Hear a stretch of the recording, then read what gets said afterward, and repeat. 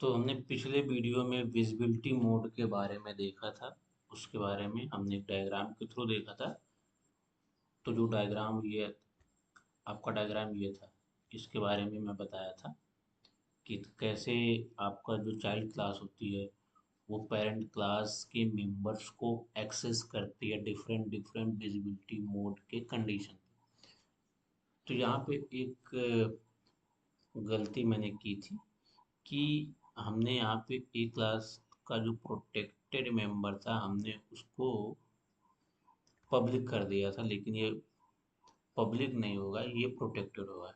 तो इसको एक बार ध्यान से आप रिकॉल कर लीजिए। अब मैं इसको कोड के थ्रू समझाऊंगा कि जैसे मैंने आपको ये बताया था कि अगर आपका ये बी क्लास है, ये चाइल्ड क्लास है और इसका जो ऊपर वाला जो सेक्शन है वो प्राइवेट है, बीच वाला जो है वो प्रोटेक्टेड है और जो लास्ट वाला है वो पब्लिक है, ऐसे सब में।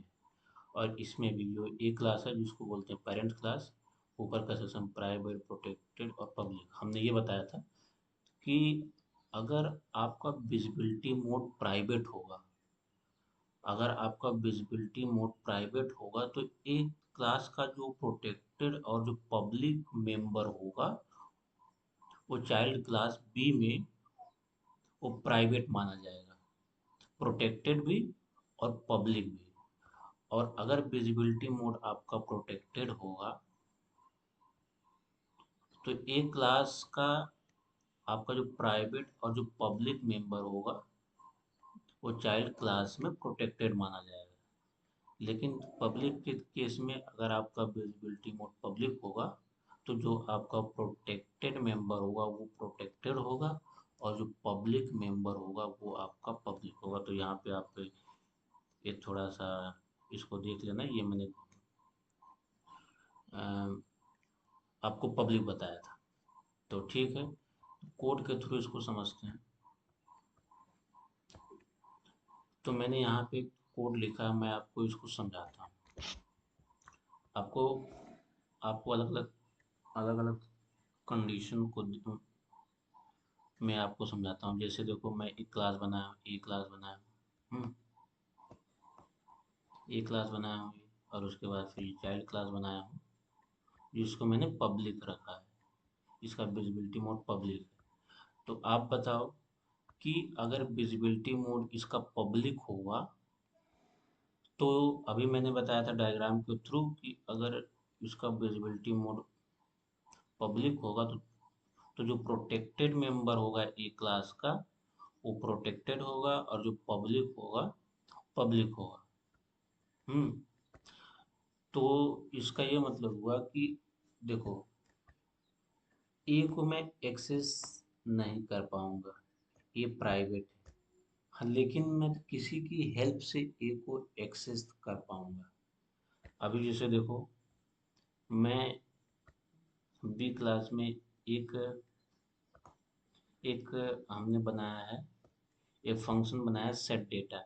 हम्म सेट डेटा फंक्शन बनाया है। उसके बाद फिर हमने उसमें सेट वैल्यू एक फंक्शन है उसको कॉल किया है।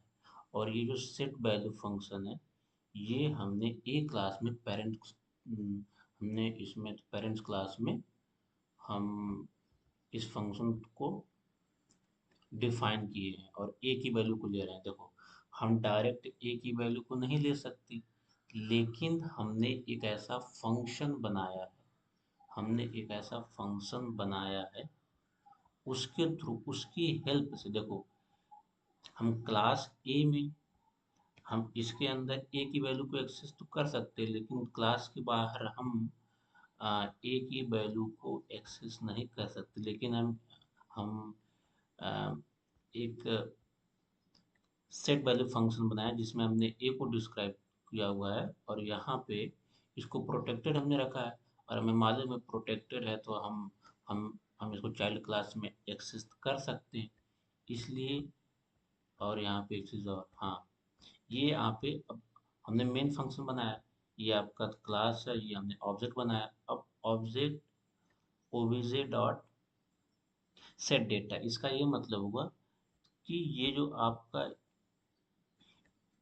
ये फंक्शन होगा, ये कॉल होगा, इसके बाद फिर ये इसके अंदर आएगा, सेट वैल्यू फंक्शन कॉल होगा, ये आपका पेरेंट्स क्लास में जाएगा, और यहाँ पे देखिएगा प्रोटेक्टेड है, तो ये इसके अंदर की जो वैल्यू है ये एक्सेस होकर के इसके पास आएगी, इसके पास आने के बाद फिर ये एक्स में इनिशियलाइज हो जाएगी। इसका मतलब ये फंक्शन आपका एकदम चलेगा।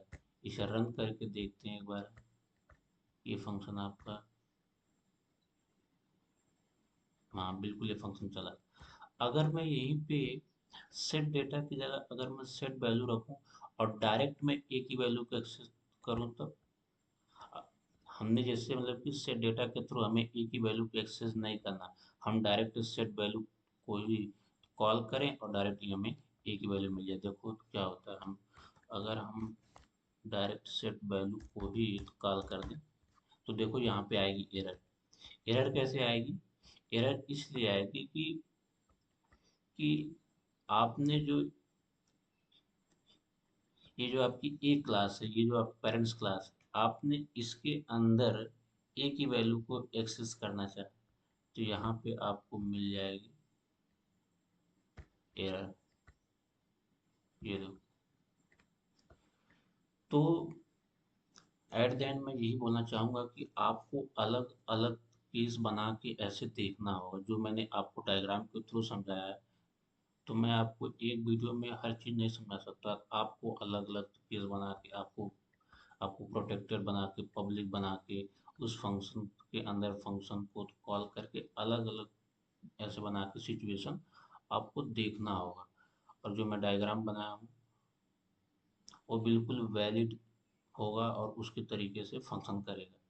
सो तो यही समझाना था कि विजिबिलिटी मोड को कैसे कोड के थ्रू हमने आज आपको समझाया, कि हमने देखो, हमने एक सिचुएशन दी, हमने एक से डेटा फंक्शन बनाया, हम उसमें आर्गुमेंट एक्स हमने रखा, उसके बाद फिर हमने उसके अंदर एक और फंक्शन को कॉल किया जो पेरेंट्स क्लास में प्रोटेक्टेड है, और वहाँ से वो ए की वैल्यू को ए की वैल्यू उसमें इनिशलाइज हो जाएगी, और उसकी हेल्प से हम यहाँ पे अपने चाइल्ड क्लास में ए की वैल्यू को एक्सेस कर पा रहे हैं थ्रू प्रोटेक्टेड